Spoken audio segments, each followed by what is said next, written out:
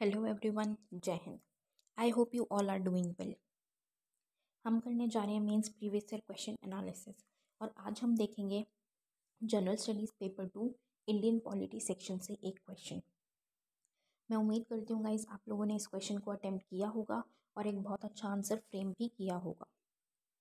So guys आज हम Indian polity के एक बहुत इंपॉर्टेंट टॉपिक के बारे में पढ़ेंगे जो कि है जुडिशियल रिव्यू। ठीक है, और जो बेसिक फीचर्स है कॉन्स्टिट्यूशन के, किस तरीके से जुडिशियल रिव्यू हेल्प करता है। सो बेसिकली आज हम जुडिशियल रिव्यू के बारे में थोड़ा सा पढ़ेंगे कि वो कैसे इम्पोर्टेंट है। तो गाइज जहाँ पे भी आपने अपने इंडियन पॉलिटी के नोट्स बनाए होंगे वहाँ पे आपने जुडिशियल रिव्यू का के बारे में भी बनाया होगा, जुडिशियल रिव्यू भी आपने पढ़ा होगा। तो आप जुडिशियल रिव्यू से रिलेटेड पॉइंट्स को वहाँ पे लिख के रखिएगा, आपको वो बहुत हेल्प करेंगे। और अगर गाइज आप लोगों के पास कुछ और पॉइंट्स हों एक्स्ट्रा जो आपको लगते हैं कि हम ये ऐड कर सकते हैं तो गाइज हमारे साथ कमेंट सेक्शन में ज़रूर शेयर कीजिएगा। तो शुरू करने से पहले गाइज मैं आपको अपने कोर्सेज़ के बारे में बता दूं तो हमारा करंट अफेयर्स कोर्स रन कर रहा है गाइज, जिसमें आप लोगों के लिए डेली बेसिस पे वीडियो लेक्चर्स दिए जाते हैं और साथ ही साथ पीडीएफ्स भी दी जाती हैं हमारे टेलीग्राम चैनल पे। और गाइज अगर आप हमारा वीडियो पेड कोर्स ज्वाइन करते हैं करंट अफेयर्स का तो उसमें आप लोगों को डेली बेसिस पे आपको लाइव डाउट सेशंस कंडक्ट किए जाते हैं और रेगुलरली रिवीजन भी करवाई जाती है। फिर गाइस हमारा जीएस का pre plus mains batch run कर रहा है, बिल्कुल ज़ीरो से तैयारी वाला बैच है। आपको बिल्कुल बेसिक एनसीईआरटी 6 क्लास से लेकर एडवांस बुक्स तक की कवरेज करवाई जाएगी। बेसिक से गाइस इसलिए करवाया जा रहा है ताकि आपका फाउंडेशन बिल्डअप हो जाए।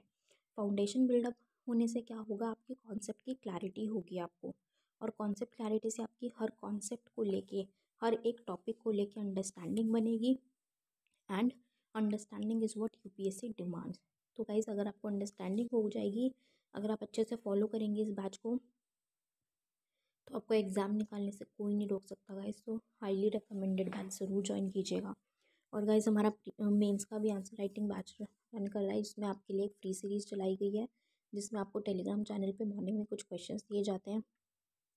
ऑल डे लॉन्ग आप उन क्वेश्चंस को अटेम्प्ट करते हैं और रात को 8 बजे आपको उनका वीडियो एनालिसिस और पीडीएफ हमारे टेलीग्राम चैनल पे ही दे दिया जाता है। और गाइज हमारा आंसर राइटिंग का ही एक पेड कोर्स भी लॉन्च हो चुका है जिसमें आपको 500 प्लस क्वेश्चंस की प्रैक्टिस कराई जाएगी। आपको बिल्कुल बेसिक से आंसर राइटिंग प्रैक्टिस शुरू कराई जाएगी और धीरे धीरे आपको एडवांस लेवल तक लेके जाया जाएगा और आपको मीन्स रेडी कर दिया जाएगा। हमारी एक्सपर्ट फैकल्टी हैं गाइस जो आपके क्वेश्चन को इवैल्यूएट करेंगे और आपको इम्प्रूव करने में हेल्प करेंगे। तो ज़रूर ज्वाइन कीजिएगा गाइस। और बेस्ट थिंग इस बैच की ये है कि आपका जो इवैल्यूएशन है वो दोनों ही लैंग्वेजेस में अवेलेबल है, इंग्लिश में भी और हिंदी में भी। इसका मतलब क्या है कि इंग्लिश मीडियम स्टूडेंट्स और हिंदी मीडियम स्टूडेंट्स दोनों के लिए ही ये बैच अवेलेबल है। तो ज़रूर ज्वाइन कीजिएगा गाइस। ज्वाइन करने के लिए आप नीचे दिए गए नंबर 9713282838 पे व्हाट्सएप टेलीग्राम के थ्रू कॉन्टैक्ट करके आप कोर्सेज़ की डिटेल्स ले सकते हैं और कोर्सेज़ को ज्वाइन कर सकते हैं। तो चलिए गाइस अपना आज का सेशन स्टार्ट करते हैं। हमारा क्वेश्चन है, what was held in the Coelho case? In this context, can you say that judicial review is of key importance among the basic features of the Constitution? Coelho मामले में क्या रखा गया था? इस संदर्भ में क्या आप कह सकते हैं कि संविधान की मूलभूत विशेषताओं में न्यायिक पुनरावलोकन का विशेष महत्व है? ये question GS2 Indian polity section से लिया गया है गाइस, और ये क्वेश्चन यूपीएससी ने 2016 में पूछा था। तो इस क्वेश्चन में गाइस क्या बोला गया है, हमें इसमें हमसे एक केस के बारे में पूछा गया है थोड़ा सा, कि कोएल्हो केस में क्या बातें की गई थी या क्या बोला गया था, बेसिकली किसके रिगार्डिंग था कोएल्हो केस।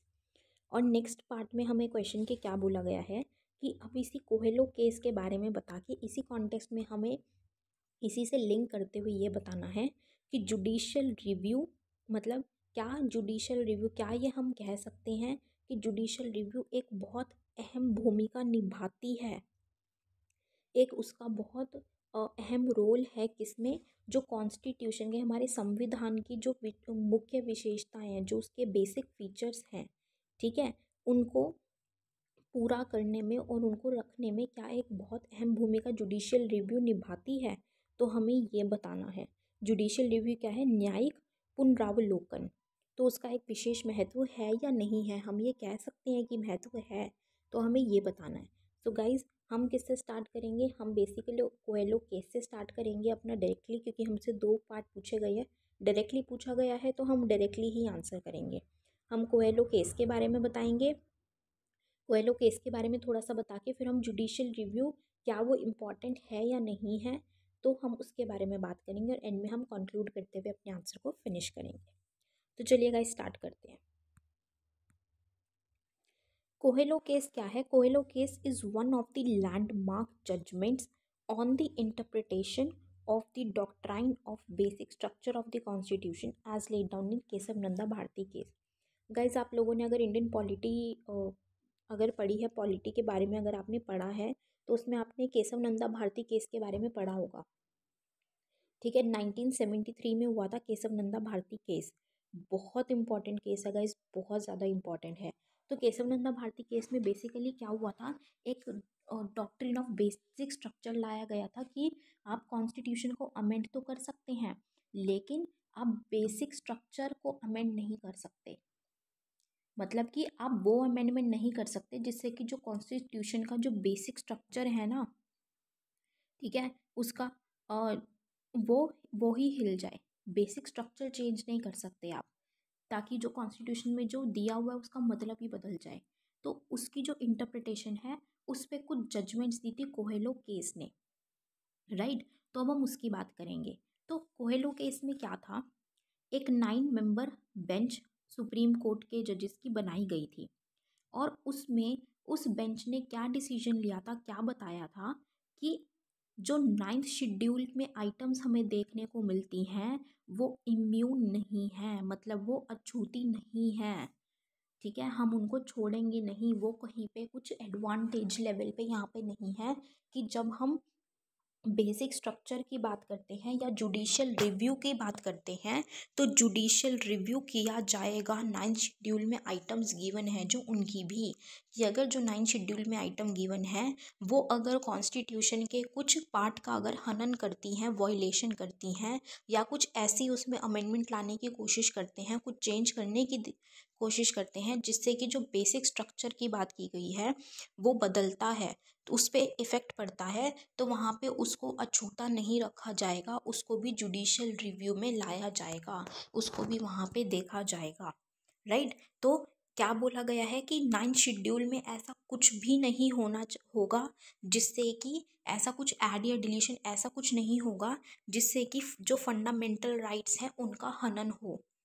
ठीक है, तो फंडामेंटल राइट्स जो मौलिक अधिकार हैं उनको निरस्त नहीं कर सकते, क्योंकि फंडामेंटल राइट्स क्या है, बेसिक फीचर है कॉन्स्टिट्यूशन का, संविधान की बुनियादी विशेषताएं हैं।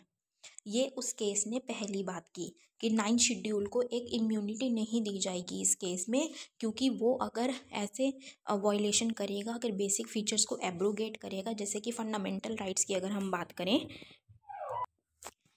तो उस केस में 9th शेड्यूल को भी जुडिशियल रिव्यू से इम्यूनिटी नहीं मिलेगी, वहाँ पे भी कार्रवाई की जाएगी, राइट। पहली चीज़। दूसरी चीज़ उन्होंने क्या कही कि जो ऑब्जेक्टिव था, जैसे कि आप लोग जानते होंगे गाइस कि हमारे कॉन्स्टिट्यूशन में आर्टिकल 31B गिवन था, ठीक है, आर्टिकल 31B को वहाँ से हटाया गया।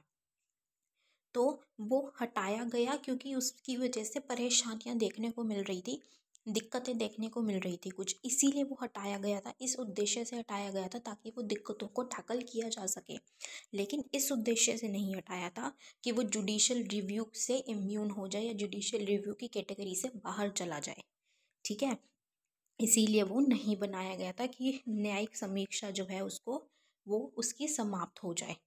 तो इसीलिए जो भी कॉन्स्टिट्यूशन में अमेंडमेंट होगी 9th शेड्यूल को मिला के, सो बेसिकली जो कोहेलो केस था वो 9th शेड्यूल पे जजमेंट के बेसिस पे था। 9th शेड्यूल के बारे में बात की गई थी कि अगर कोई भी अमेंडमेंट होगी इंक्लूडिंग 9th शेड्यूल को मिला के, तो अगर वो बेसिक स्ट्रक्चर के अकॉर्डिंग ही होनी चाहिए, अगर वो बेसिक स्ट्रक्चर को का हनन करेगी, वॉयलेट करेगी, तो वहाँ पे जुडिशियल रिव्यू होगी ही होगी, न्याय समीक्षा की ही जाएगी वहाँ पे, राइट।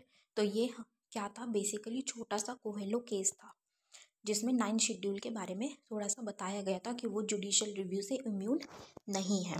तो अब सिंस यहाँ पे जुडिशियल रिव्यू की बात की गई है और हमसे क्वेश्चन में सेकंड पार्ट हमसे क्या पूछा गया था कि क्या हम कह सकते हैं कि जुडिशियल रिव्यू एक बहुत अहम भूमिका निभाता है या बहुत ज़्यादा ज़रूरी है कॉन्स्टिट्यूशन के, संविधान की मुख्य विशेषताओं को रखने के लिए, बेसिक फीचर्स को रखने के लिए, बनाए रखने के लिए। तो हम क्या कहेंगे कि यस, जुडिशियल रिव्यू एक बहुत इम्पॉर्टेंट है, इज़ ऑफ की इम्पोर्टेंस की, ताकि कि किस लिए की इम्पॉर्टेंट है, मतलब बहुत ज़्यादा ज़रूरी क्यों है, कॉन्स्टिट्यूशन के बेसिक फीचर्स को बनाए रखने के लिए। अब वो हम बताएंगे, हमने यस बोल दिया, हम बताएंगे कि कैसे है। First point is judicial review is an effective means to protect the fundamental rights of citizens from legislative oversight। अब क्या है जुडिशियल रिव्यू, क्या है कि एक बहुत प्रभावी साधन है, इफेक्टिव मीन्स है किसका, कि जो जैसे जो लेजिस्लेटिव होते हैं, मतलब जो विधायी होते हैं, उनके निरीक्षण से बचाने के लिए, जैसे कि जो फंडामेंटल राइट्स हैं उनका हनन ना हो। जैसे जो भी सिटीजन्स हैं या स्टेट है, हर किसी को फंडामेंटल राइट्स की रिस्पेक्ट करनी है, उसको वायलेट नहीं कर सकते, किसी के पास भी ये अथॉरिटी नहीं है। लेकिन अगर इन केस किसी का भी फंडामेंटल राइट अगर किसी का वायलेट किया जाता है तो वो वहाँ पे जुडिशियल रिव्यूज़ का हो सकता है, वहाँ पे उनकी कार्रवाई की जा सकती है। ठीक है, न्याय समीक्षा की जा सकती है उन नागरिकों की, वो नागरिक वहाँ पे जुडिशियल रिव्यू के लिए जा सकते हैं। तो जुडिशियल रिव्यू एक बहुत इफ़ेक्टिव मीन्स है, प्रभावी साधन है किसका, जो सिटीजन्स हैं, लोग हैं, जनता है, उनके फंडामेंटल राइट्स, मौलिक अधिकारों को सुरक्षित रखने में, प्रोटेक्ट करने के लिए। फर्स्ट पॉइंट, ठीक है। Second point, it is used to protect the primacy of constitution against the breach of power by legislature and executive। कि जुडिशियल रिव्यू किस लिए भी इस्तेमाल किया जाता है, कि जो जैसे हमारे लेजिस्लेचर्स हैं या जो एग्जेक्टिव्स हैं, वो अपनी पावर से कॉन्स्टिट्यूशन को किसी तरीके से नुकसान ना पहुंचाए, या जो कॉन्स्टिट्यूशन के प्रोविजंस हैं उनको अपनी पावर के नाम देते हुए कि पावर है तो वो उसको तोड़े ना, प्रोविजंस को डिसरिस्पेक्ट ना करें। तो एक कॉन्स्टिट्यूशन को प्रीमेसी, मतलब कॉन्स्टिट्यूशन को सुपीरियर रखते हुए, कॉन्स्टिट्यूशन की जो इम्पोर्टेंट प्रोविजंस है, इम्पोर्टेंट थिंग्स हैं, उनको बनाए रखने के लिए, बेसिक फीचर्स को बनाए रखने के लिए जुडिशियल रिव्यू का इस्तेमाल किया जाता है। जुडिशियल रिव्यू ज़रूरी है ताकि जो लेजिस्लेचर्स हैं या जो एग्जेक्टिव्स हैं वो अपनी पावर का गलत इस्तेमाल ना करें, right. Next point is judicial review attains primary importance as it subjects all legislations to close scrutiny, adhering to the doctrine of basic structure which includes judicial review itself। क्या है कि जो जुडिशियल रिव्यू है वो बहुत ज़्यादा, मतलब कि प्राथमिक महत्वता अपने आप ही वो प्राप्त करता है। किस तरीके से प्राप्त करता है कि जो हम बेसिक स्ट्रक्चर के, जो केशव नंदा भारती केस में जैसे बेसिक स्ट्रक्चर की बात की गई है, डॉक्ट्राइन ऑफ बेसिक स्ट्रक्चर, तो उसके बेसिक स्ट्रक्चर को बनाए रखने के लिए एक क्लोज स्क्रूटिनी, एक नज़र रखी जाती है, मॉनिटरिंग की जाती है। तो जब वो लेजिस्लेशंस पे जो भी काम हो रहे हैं, हर सब्जेक्ट पे ध्यान दिया जा रहा है कि जो भी अमेंडमेंट्स या जो भी काम हो रहा है वहाँ पे बेसिक स्ट्रक्चर को वायलेट ना किया जाए। तो जब बेसिक स्ट्रक्चर की बात होती है तो बेसिक स्ट्रक्चर में खुद ही जुडिशियल रिव्यू, न्याय समीक्षा खुद ही उसमें इंक्लूडेड होती है। बेसिक स्ट्रक्चर में, बेसिक स्ट्रक्चर को कहीं पे भी हम अमेंड या वायलेट नहीं कर सकते।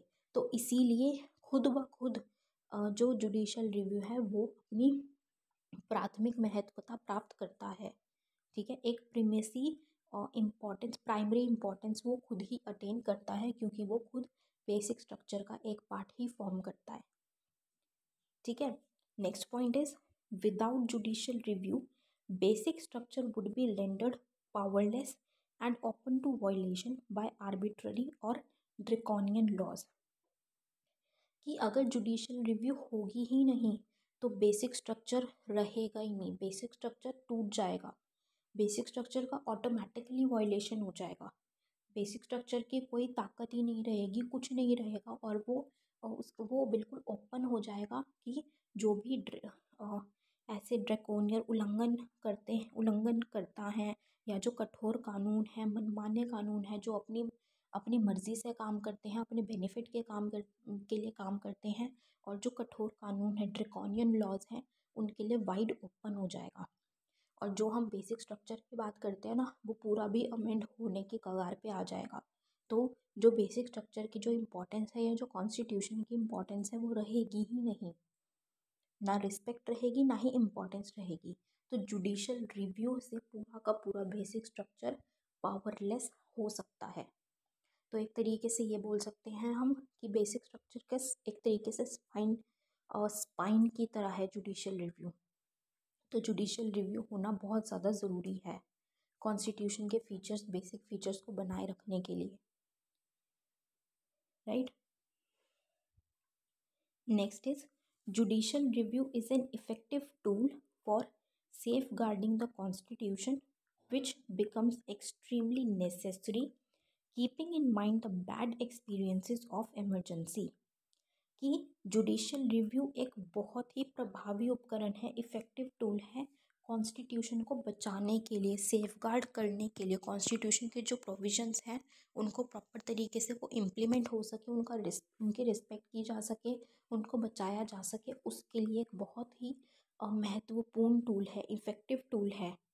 कैसे?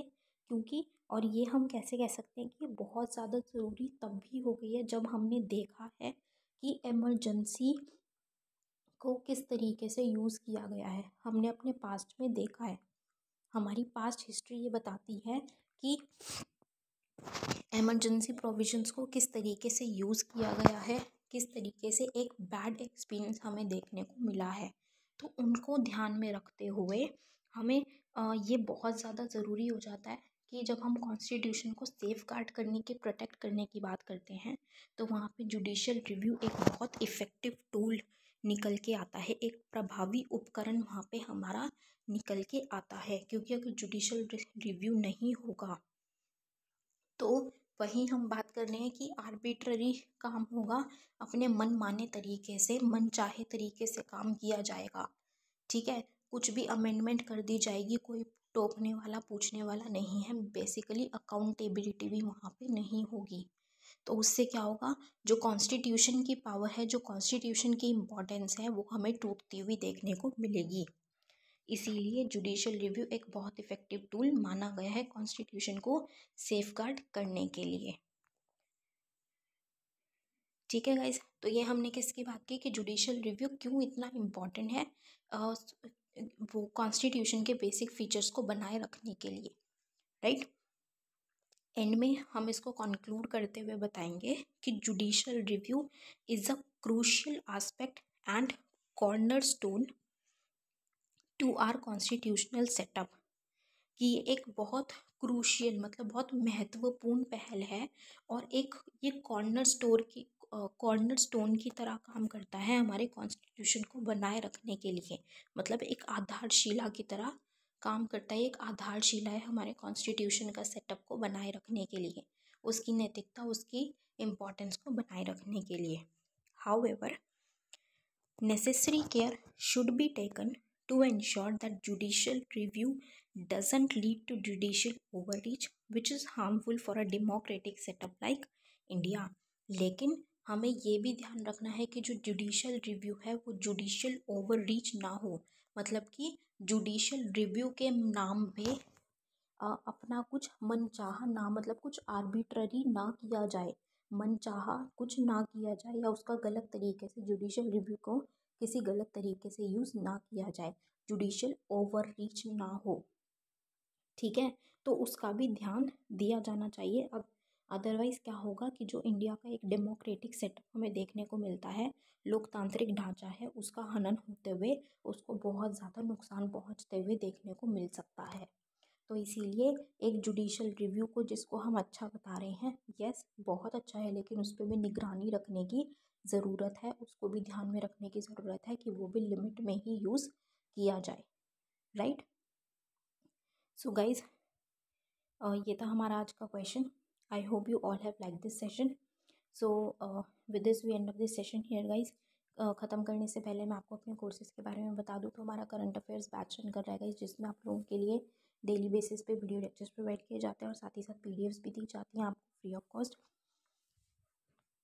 और अगर आप हमारा पेड कोर्स ज्वाइन करते हैं करंट अफेयर्स का, तो उसमें आप लोगों के लिए लाइव डाउट सेशंस कंडक्ट किए जाते हैं और रेगुलरली रिवीजन भी करवाई जाती है। हमारा जीएस का pre test mains batch run कर रहेगा, जिसमें बेसिक से तैयारी वाला बैच है। उसमें आपकी कॉन्सेप्ट क्लैरिटी इतनी अच्छी हो जाएगी कि आपको एग्जाम निकालने से कोई नहीं रोक सकता गाइस, तो ज़रूर ज्वाइन कीजिएगा, हाईली रिकमेंडेड बैच। और हमारा मेंस का आंसर राइटिंग बैच भी रन कर रहा है, जिसमें एक फ्री सीरीज चलाई गई है आप लोगों के लिए। आपको टेलीग्राम चैनल पे कुछ क्वेश्चंस दिए जाते हैं मॉर्निंग में, और रात को आपको उनका वीडियो एनालिसिस और पीडीएफ दिए जाते हैं हमारे टेलीग्राम चैनल पे ही। और एक हमारा पेड कोर्स लॉन्च हो चुका है गाइस, मेंस आंसर राइटिंग का, जिसमें आपके लिए 500 प्लस क्वेश्चंस की आपको प्रैक्टिस कराई जाएगी। हमारी एक्सपर्ट फैकल्टी आपको इवैल्यूएट आपके आंसर्स को इवैल्यूएट करेगी और इम्प्रूव करने में हेल्प करेगी। तो और इवैल्यूएशन दोनों ही लैंग्वेजेस में किया जाएगा, इंग्लिश में भी और हिंदी में भी। तो ज़रूर ज्वाइन कीजिएगा गाइस। ज्वाइन करने के लिए आप नीचे दिए गए नंबर 9713282838 पे कॉन्टैक्ट करके व्हाट्सएप टेलीग्राम के थ्रू कोर्सेज़ की डिटेल्स ले सकते हैं और कोर्सेज़ को ज्वाइन कर सकते हैं। So with this we end of this session here guys. I hope you all have liked this session. So thank you so much guys. Have a great day ahead. Jai Hind.